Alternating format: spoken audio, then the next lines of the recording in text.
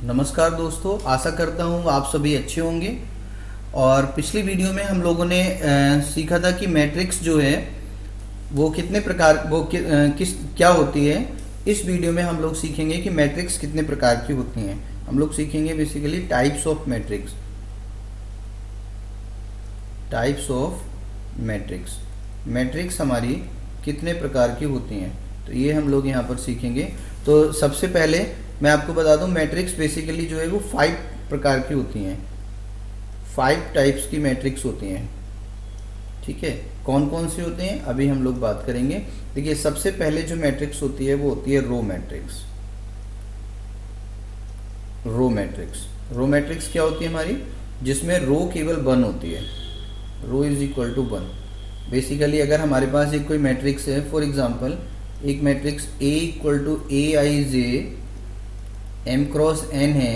यहाँ पर M जो है नंबर ऑफ रो है और N जो है वो नंबर ऑफ कॉलम है। M जो है वो नंबर ऑफ रो है और N जो है वो नंबर ऑफ कॉलम है। ठीक है, तो इसे रो बाई कॉलम पढ़ते हैं। मैंने पहले ही बताया था आपको, मैट्रिक्स को रो बाई कॉलम पढ़ते हैं। तो अगर M क्रॉस N हमारी एक मैट्रिक्स है और अगर M की वैल्यू 1 हो जाए, यानी कि रो मैट्रिक्स के लिए M हमारी क्या हो जाए, 1 हो जाए, तो वो हमारी क्या कहलाएगी, रो मैट्रिक्स कहलाएगी। फॉर एग्जांपल जैसे मान लो एक मैट्रिक्स A हमने ले ली, A1 ले ली, और A1 मैट्रिक्स हमारे पास है 2 0 -1 3 4। तो इस मैट्रिक्स को अगर मैं देखूं तो यहाँ पे रो 1 है और कॉलम हमारे पास 5 है, 1 to 5। तो जिसमें रो 1 होती है वो रो मैट्रिक्स कहलाती है। ऐसे दूसरी मैट्रिक्स की अगर हम लोग बात करें तो दूसरी मैट्रिक्स हमारी होती है कॉलम मैट्रिक्स।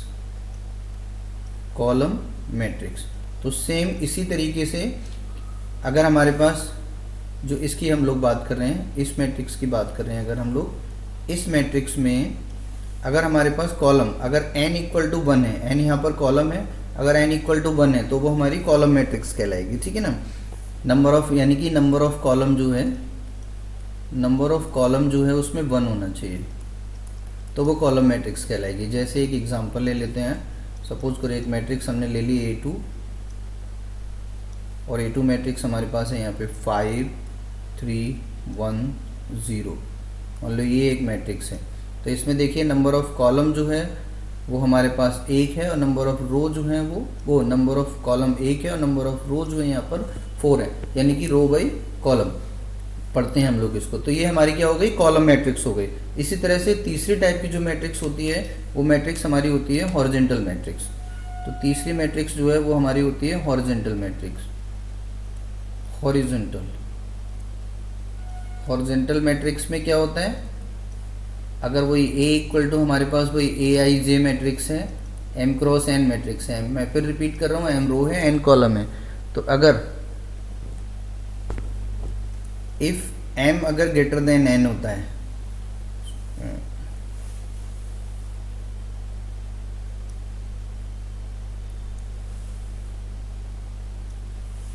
अगर M जो है हमारा लेस देन N हो जाता है, इफ M जो है वो अगर लेस देन N होता है, यानी नंबर ऑफ रो अगर कम होती हैं कॉलम से, तो वो हॉरिजॉन्टल मैट्रिक्स कहलाती है, जिसको हिंदी में क्षैतिज आप भी बोलते हैं। और वो मतलब पड़ी हुई सी दिखाई देगी। जैसे फॉर एग्जांपल मान लो एक मैट्रिक्स हमने ले ली A3 और ये मैट्रिक्स हमारी है यहाँ पर, यहाँ लिखा हुआ है 2 4 3 8 -1 और यहाँ लिखा है सपोज करो 5 0 6 3 2। अब यहाँ पे देखिए नंबर ऑफ रो जो है वो 2 है और नंबर ऑफ कॉलम जो है वो 5 है, और 2 ऑलवेज लेस देन 5। तो जब number of row number of column से छोटे होते हैं तो वो हॉरिजॉन्टल मैट्रिक्स कहलाती है। ऐसी अगली मैट्रिक्स होती है हमारी वर्टिकल मैट्रिक्स होती है। वर्टिकल, वर्टिकल मैट्रिक्स क्या होती है हमारी, जो मैट्रिक्स खड़ी हुई दिखाई देती है। जैसे कि इसमें क्या होगा, सेम यही वाली मैट्रिक्स हम फिर से ले लेते हैं, A equal to AIJ M cross N। इसी मैट्रिक्स को हम लोग फिर से ले लेते हैं और यहाँ पर क्या हो जाता है कि अगर M जो है वो ग्रेटर देन N हो जाता है तो ये हमारी वर्टिकल मैट्रिक्स कहलाती है। फॉर एग्जांपल जैसे मान लो एक मैट्रिक्स A4 हम लोग ले लेते हैं और आपको दिखेगा भी, ये लेटी हुई सी दिख रही है, खड़ी हुई सी मैट्रिक्स दिखेगी। मान लो यहाँ पे 1 है या -1 है या 2 है या 5 है या 6 है या 0 है या 0 या 8 है।